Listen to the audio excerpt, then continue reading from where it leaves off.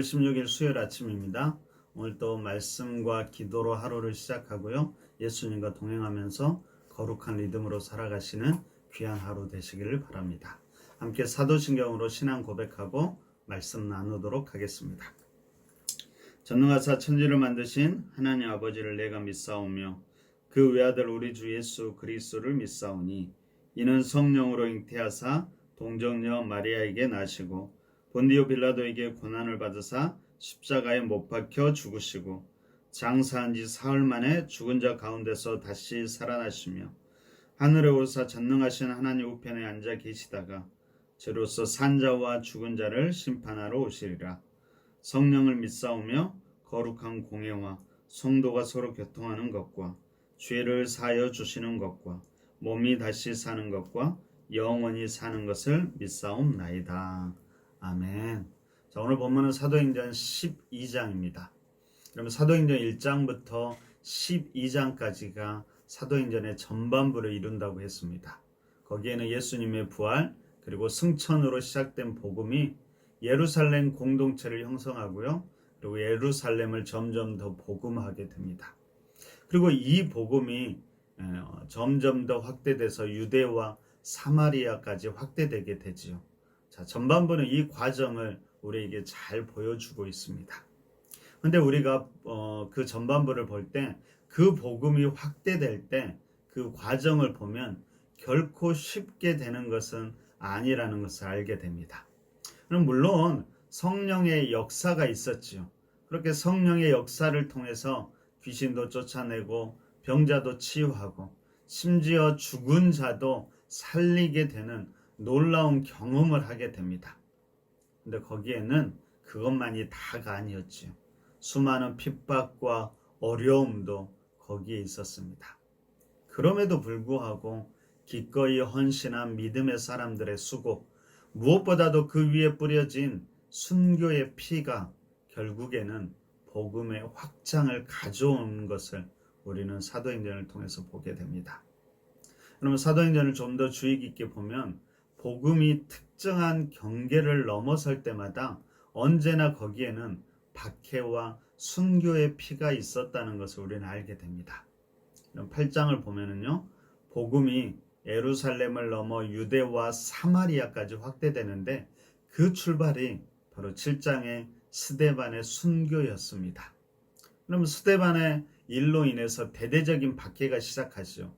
그리고 모든 제자들은 흩어지게 되는데 오히려 이것이 복음을 유대와 사마리아까지 확장하게 됩니다. 또 13장을 한번 보시면 이제 복음이 유대와 사마리아를 넘어서 이방 땅 세계를 향해서 나아갑니다. 근데 이때에도 바로 박해와 순교의 피가 흐른다는 것을 알게 됩니다. 그럼 12장을 보면 헤롯의 박해가 시작되고요. 이래 인해서 야고보가 순교하게 됩니다. 하지만 오히려 이로 인해서 복음이 더욱 흥황하고 경계를 넘어서게 되는 것이죠. 이러한 사도행전의 흐름을 잘 눈여겨보면서 사도행전을 계속 묵상해 나가시기를 바랍니다. 자, 사도행전 12장을 보면 이처럼 이제 사도행전의 전반부를 마무리하면서 후반부 이제 복음이 세계로의 확장하는 것을 준비하고 있다는 것을 우리는 알게 됩니다. 여러분 12장의 핵심은 헤롯의 박해로 인해서 야고보 사도가 순교하게 되고요. 베드로가 감옥에 갇히는데 다시금 이것이 풀려나는 사건, 우리는 그것이 바로 12장의 핵심을 이루고 있습니다. 그러면 당시의 헤롯은 헤롯 아그리빠였는데요. 그는 헤롯 대왕의 손자였고요. 헤롯 안디바의 조카였습니다. 헤롯 안디바는 누구였을까요? 바로 세례 요한을 죽인 헤롯이었습니다. 자, 오늘 본문에 나오는 헤롯 아그리빠는 당시 유대 지역을 통치하면서 그럼 기독교인들을 이제 점점 핍박하게 되는데요. 그것은 종교적인 이유였다기보다는 정치적인 이유가 많이 있었습니다. 당시에 헤롯은 대중의 인기에 목말라 있었는데 특별히 유대인과 가깝게 지냈다고 합니다. 그래서 예수님을 따르는 사람들을 핍박하면 유대인들이 자기를 더 좋아하고 더 지지할 거라고 생각한 것이지요. 실제로 그가 야고보를 죽이자 유대인들이 기뻐했다라고 성경은 말하고 있습니다. 그러자 이제 베드로도 잡아놓고 적당한 때가 되면은 죽이려고 마음먹었던 것입니다. 자, 오늘 1절과 3절을 보십시오. 자, 그때 헤롯 왕이 손을 들어 교회 중에 몇 사람을 헤아려 하여 요한의 형제 야고보를 칼로 죽이니 유대인들이 이 일을 기뻐하는 것을 보고 베드로도 잡으려 할세 때는 무교절 기간이라. 성경을 보면 베드로가 총 한 3번 정도, 한 4번 정도 붙잡히는 것을 보게 됩니다. 그러면 첫 번째가 사도행전 4장에 나오는데요. 베드로가 계속해서 예수의 복음을 전하자 당시 지도자들이 베드로를 잡아서 예수의 이름으로 말하지 말고 가르치지 말기를 위협하고 경고하고 풀어줍니다. 두 번째는 사도행전 5장에 나오는데요. 수많은 기적들로 인해서 점점 더 복음이 퍼져나가자 지도자들이 시기가 가득하게 됩니다. 그래서 다시 베드로를 잡아 가두지요. 그때 주의 사자가 밤에 옥문을 열고 끌어내면서 베드로에게 계속해서 복음을 선포하고 가르칠 것을 명합니다. 그러자 베드로가 계속해서 복음을 선포하고 가르치지요. 그러자 그런 베드로를 다시 잡아서 신문하고 이제는 죽이려고까지 합니다. 그때 이제 가말리엘이라는 지도자가 그것을 만류하지요. 그러자 채찍질하고 예수의 이름으로 말하는 것을 금하고 다시 풀어주게 됩니다. 자, 그러니까 이번이 한 3번째, 4번째인데, 그러니 이제는 헤롯은 베드로를 더 단단히 지키기로 마음먹었습니다. 그래서 감옥을 4명씩 4패에 맡겨 지키게 하고요. 심지어 하나도 아닌 2개의 쇠사슬에 베드로를 묶고 감옥에 넣었습니다. 그리고 그 옆에 또 군사들을 지키게 합니다. 이처럼 2중, 3중으로 도저히 빠져나가지 못하게 한 것이지요. 오늘 4절과 6절을 한번 보십시오. 4절에 이렇게 기록됩니다. 잡음에 옥에 가두어 군인 4씩인 4패에 맡겨 지키고 6월절 후에 백성 앞에 끌어내고자 하더라. 6절입니다. 헤롯이 잡아내려고 하는 그 전날 밤에 베드로가 2 군인 틈에서 2 쇠사슬에 매여 누워 자는데 파수꾼들이 문 밖에서 옥을 지키더니. 아마도 헤롯은 8일째 되는 날, 이때가 6월절과 무교절이 끝나는 날인데요. 공중재판을 통해서 베드로를 유대인들 앞에서 참수할 계획을 가졌던 것 같습니다. 자, 그렇게 해서 유대인들의 더 많은 지지를 받고 싶었던 것이죠. 여러분, 그러면 당시 교회는 무엇을 하고 있었을까요? 오늘 5절에서 이렇게 기록되어 있습니다. 이에 베드로는 옥에 갇혔고 교회는 그를 위하여 간절히 하나님께 기도하더라. 자, 아마도 얼마 전에 야고보 사도를 잃은 교회 공동체가 이제는 베드로까지 이룰 수 없다는 위기감이 있었겠죠. 그래서 교회가 위기의 시기였지만은 함께 모여서 그들은 힘써서 간절히 기도했던 것입니다. 여러분, 당시 그리스도인들에 대한 박해를 생각해 보십시오. 그런 상황에서 모이는 것, 심지어 기꺼이 어떤 이는 자신의 집을 내어놓는 것이 쉽지 않았을 것입니다. 근데 오늘 본문에서 마가의 어머니 마리아는 기꺼이 자신의 집을 내어놓았고요. 믿음의 공동체는 그곳에서 함께 모여 간절히 기도했던 것입니다. 여러분, 위기의 순간에 기꺼이 자신을 헌신한 한 여인, 그리고 위기의 순간에 함께 모여 더욱 간절히 기도한 우리 공동체를 꼭 기억했으면 좋겠습니다. 바로 이런 헌신을 통해 오늘 베드로의 특별한 사건, 하나님께서 천사를 보내어 베드로를 구원하셨다고 저는 믿습니다. 오늘 우리는 다양한 어려움과 핍박 속에서 어떠한 태도를 보이고 있는지 우리 자신을 다시 한번 점검해 볼 수 있기를 바랍니다. 네, 여러분, 당황스러운 것은 바로 당시 베드로의 태도였습니다. 자, 그가 어떻게 행동하는지 한번 보십시오. 6절을 보겠습니다. 자, 헤롯이 잡아내려고 하는 그 전날 밤에 베드로가 두 군인 틈에서 두 쇠사슬에 매여 누워 자는데 파수꾼들이 문 밖에서 옥을 지키더니, 아마도 헤롯은 다음 날 베드로를 공개 처형하려고 했을 것입니다. 그러니까 헤롯이 잡아내려고 하는 그 전날 밤이란 이제 베드로가 처형되기는 바로 하루 전날 밤이죠. 가장 긴박하고 긴장되는 시간이었을 것입니다. 뿐만 아니라 당시 군인들이 바로 옆에서 지키고 있었고요. 베드로는 쇠사슬을 차고 있었다고 성경은 말하고 있습니다.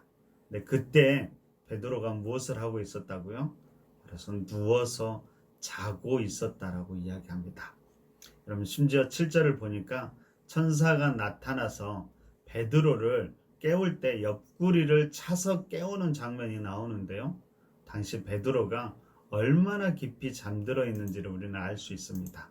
아마 꿀잠을 잤던 것 같습니다. 어떻게 이럴 수 있었을까요? 어떻게 그런 상태, 바로 그런 긴박한 상황에서도 그럴 수 있었을까요? 저는 그 이유는 잘 모르겠지만 바로 이것이 주님이 주시는 평안이라고 믿습니다. 여러분, 요한복음 14장 27절을 보면 이렇게 기록되어 있죠. 평안을 너희에게 끼치노니 곧 나의 평안을 너희에게 주노라. 내가 너희에게 주는 것은 세상이 주는 것과 같지 아니하리라. 너희는 마음에 근심하지도 말고 두려워하지도 말라. 예수님이 주시는 평안함은 세상이 줄 수도 없고 알 수도 없다라고 말합니다. 이 말이 참 멋지지 않나요? 세상이 줄 수도 없고 알 수도 없다. 자, 바로 이런 평안이 오늘 참 힘든 삶을 살아가는 우리 모두에게도 넘칠 수 있기를 바랍니다. 오늘 찬양 한번 불러볼까요? 평안을 너에게 주노라. 세상이 줄 수 없는, 세상이 알 수도 없는 평안, 평안,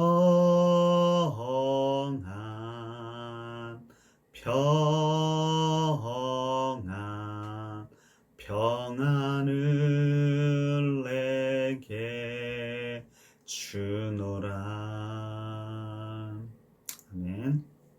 자, 이렇게 풀려난 베드로가 마가 요한의 어머니의 그 마리아의 집을 찾아갑니다. 근데 당시 상황이 참 재미있죠. 13절부터 우리 15절을 볼까요? 자, 베드로가 대문을 두드린데 로데라 하는 여자아이가 영접하러 나왔다가 베드로의 음성인 줄 알고 기뻐하여 문을 미처 열지 못하고 달려 들어가 말하되 베드로가 대문 밖에 섰더라 하니 그들이 말하되 내가 미쳤다 하나 여자아이는 힘써 말하되 참말이라 하니 그들이 말하되 그러면 그의 천사라 하더라. 그럼 당시 사람들이 모여서 무엇을 기도하고 있었을까요? 아마도 베드로가 무사히 풀려나길 기도했겠지요. 실제로 어쩌면 그 기도의 응답으로 하나님께서 천사를 보내셨고 베드로를 옥에서 구출해냈는지도 모릅니다. 그런데 그 기도가 응답되어서 베드로가 옥에서 나왔는데 그들의 반응은 어땠어요? 그 말을 전한 로데에게 미쳤다고 말합니다. 로데가 진짜라고 힘주어 말하니까 그러면 그의 천사라고 그들은 생각하게 되지요. 그가 이미 죽었다라고 그들은 생각한 것입니다. 그들 왜 그렇게 생각했을까요? 여러분, 믿음이 없어서일까요? 우리가 단순히 이 사건을 통해서 당시 모였던 사람들이 믿음이 없었다기보다는 그만큼 베드로의 죽음이 확실했는지도 모릅니다. 그들이 최선을 다해서 기도했지만 아마도 베드로가 그날 밤에 풀려난다는 것은 도저히 상상하기 힘든 일이었을 것입니다. 그런데 여러분, 아이러니지요.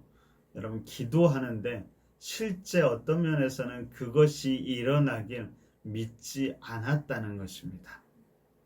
근데 여러분 이것을 반대로 생각해 보면 기도는 그만큼 충격적이라고 볼 수도 있습니다. 전혀 이루어질 것 같지 않은 일이 일어나게 하는 힘, 그것이 바로 기도의 힘입니다. 여러분뿐만 아니라 또한 여러분 기도는 전혀 다른 방법, 때로는 우리가 기대한 그런 방법이 아니라 그 기대 이상으로 응답해 올 수도 있다는 것도 우리를 오늘 본문을 통해서 여러분 다시 한번 생각해 봤으면 좋겠습니다. 보통 성경은 죄는 뿌린 대로 거두지만 은혜는요 항상 차고 넘친다고 말합니다. 그래서 그것이 은혜이지요. 그럼 우리가 뿌린 것보다 더 넘치는 것이 우리에게 주어지는 은혜입니다. 그런 은혜가 우리의 삶 가운데도 넘칠 수 있기를 바랍니다. 자, 오늘 본문을 통해 참 제가 이해되지 않는 것과 통쾌한 것 한 가지가 있습니다. 저에게 통쾌한 것 한 가지는 무엇일까요? 자, 이렇게 교회와 믿음의 사람을 핍박한 헤롯의 최후에 대해서 성경은 이렇게 기록합니다. 여러분 23절을 한번 보십시오. 자, 헤롯이 영광을 하나님께로 돌리지 아니하므로 주의 사자가 곧 친히 벌레에게 먹혀 죽으니라. 벌레에 먹혀 죽었다. 이것이 바로 화려했던 헤롯 대왕의 마지막 모습, 오직 자신만을 위해 살다간 헤롯의 마지막 모습이었습니다. 믿음의 사람들을 핍박한 헤롯의 마지막 모습이었습니다. 한편으로 저는 그냥 참 통쾌하다고도 생각합니다. 여러분, 그런데 오늘 본문에서는 참 이해되지 않는 장면도 있습니다. 그것은 바로 야고보의 죽음이지요. 그럼 베드로는 풀려났는데 야고보는 왜 풀려나지 않고 죽었을까요? 하나님께서 베드로만 편애하신 것일까요? 여러분, 그때는 교회가 기도하지 않았을까요? 아니겠지요. 그때도 아마도 교회 공동체는 힘써 기도했을 것입니다.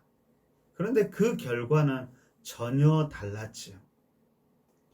왜 이런 일이 우리 삶 가운데 일어날까요? 어떤 기도는 응답되고 왜 어떤 기도는 응답되지 않을까요? 솔직히 우리는 다 알 수 없습니다. 다 알지 못하는 것이 바로 우리의 한계이지요. 근데 여러분, 분명한 것은 하나님께서는 자기 백성 모두를 사랑하신다는 것이지요. 그리고 우리 한 사람 한 사람을 향한 하나님의 뜻과 계획이 있고요. 여전히 우리를 우리의 삶 가운데서 이끌어가고 계신다는 것입니다. 또한 여러분, 분명한 것은 당시 제자들 야고보든 베드로는 바로 그것을 인정하고 받아들일 줄 알았다는 것입니다. 여러분, 야고보가 자신의 죽음에 대해서 원망했을까요? 혹시 야고보와 베드로의 상황이 바뀌었다면 베드로가 원망했을까요? 아마 누구도 하나님을 원망하지 않았을 것입니다. 어떤 상황이든 그들을 향한 하나님의 사랑도 의심하지 않고 그들에게 감당하게 하신 그 사랑을 그들은 기꺼이 감당했을 것입니다. 여러분, 우리가 모든 것을 다 이해하는 것은 아니지요.